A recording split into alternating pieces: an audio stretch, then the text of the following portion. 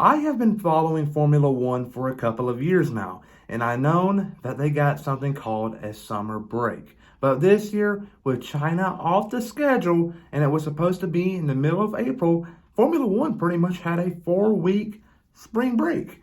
And this weekend, they're going to pick back up in Azerbaijan, and this weekend is going to be a hectic one compared to other returns from a break because Friday, you got practice. Then you got qualifying, and that qualifying is going to set it up for the sprint race come Saturday. And the next thing you know, you get the big race on Sunday. So today I am here to give y'all my full-on predictions of what's going to play out for the main race on Sunday. I'm going to give you my top 5, and I'm also going to give y'all one driver to keep an eye on who can possibly steal the show with a possible podium run. I don't know. Time will tell, but on to the intro we go. Hey, I'm Lenny here, and you're watching William Blackman on YouTube. How much I want to pick someone else besides the Red Bull, I just can't. It's not rocket science because the Red Bull cars are the fastest cars on the grid by quite some margin, and there's just no way over this 4-week period that Aston Martin or Mercedes or heck even Ferrari came up with a new car just quick enough to dominate the Red Bulls. It's not going to happen. So for the foreseeable future, for at least the next month or two, Red Bull cars are going to be in the top 2 unless something catastrophic happens in qualifying or they wreck early in the race, because it's nothing really stopping them. There's really no competing with them. So I think Verstappen's going to win the Grand Prix by quite some margin over his teammate Sergio Perez. I believe this right here is going to set them apart in the title run, I guess you can say, because the constructors is looking like they're going to clinch this thing, heck, maybe by Belgium before the summer break later on this year. I don't know. Things are trending really good for Red Bull at the moment. And if they can open up a big gap between third place and the driver's points, they may say, you know what, y'all go at it. See what happens between Sergio and Max Verstappen, because Formula One as a sport needs something exciting to go on. Because we were all spoiled with a great championship battle between Hamilton and Mercedes and Verstappen and Red Bull back in 2021. 2022 rolls around with the new regulations. Red Bull were quick, Mercedes weren't, but Ferrari came into the picture, and Ferrari made a lot of premature decisions, and it costed them a possible championship run. So this year now it's looking like Red Bull is opening up the gap in a bigger fashion, and no one's competing with them. And Formula One needs Sergio Perez to be allowed to battle Verstappen, because I'm a firm believer that he's not being allowed to. I believe I think Red Bull is putting him in a position where if he goes up there and races Verstappen, we're going to put Daniel Ricciardo in the seat. That's why they signed him. It's not rocket science, folks.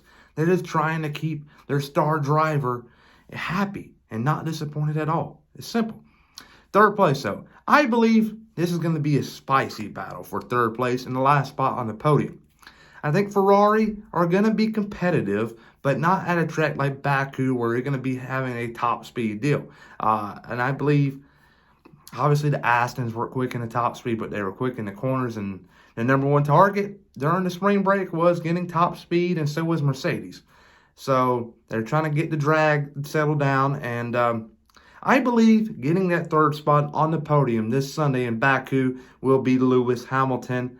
You're 8-time world champ, and yes, I'm saying that with confidence. You're 8-time world champion, not 7-time. But we'll see how things go there for Lewis Hamilton. But I believe Mercedes, they're going to bring an upgrade, and I would like to assume that it's going to be side pods because James Allison was looking over this development.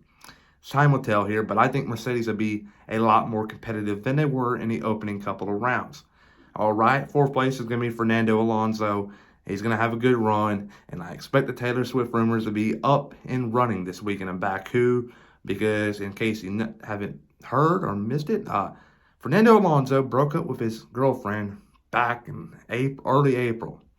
And recently, Taylor Swift has popped into the picture as a potential dating between them two. And I don't know, crazy world we live in. I did not have that on my bingo card this year, but there you go. Fernando Alonso is going to get P4, but I believe it's going to be a very chaotic weekend for him. It's going to be a PR nightmare. All right, P5 is going to be George Russell. I believe he's going to have a decent rebound after a devastating Australian Grand Prix. where he had a mechanical failure. And at the time, we thought it was just something wrong with the power unit, but something got stuck in the power unit from another car wrecking or debris. It's one of the two.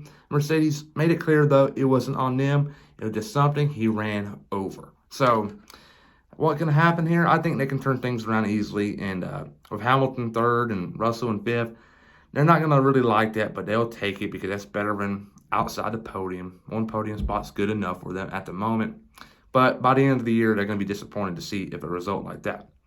Dark horse, though, you got to look at the Ferraris, but I just like Lance Stroll. I know I'm going to be roasted or memed about this, but I just think Lance Stroll is a great driver here in Baku.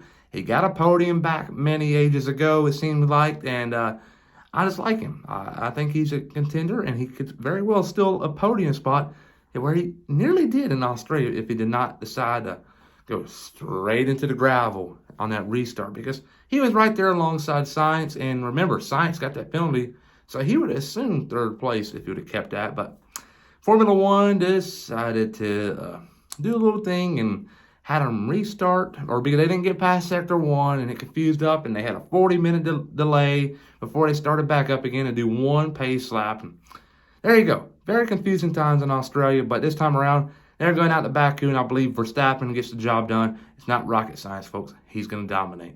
Please like and subscribe.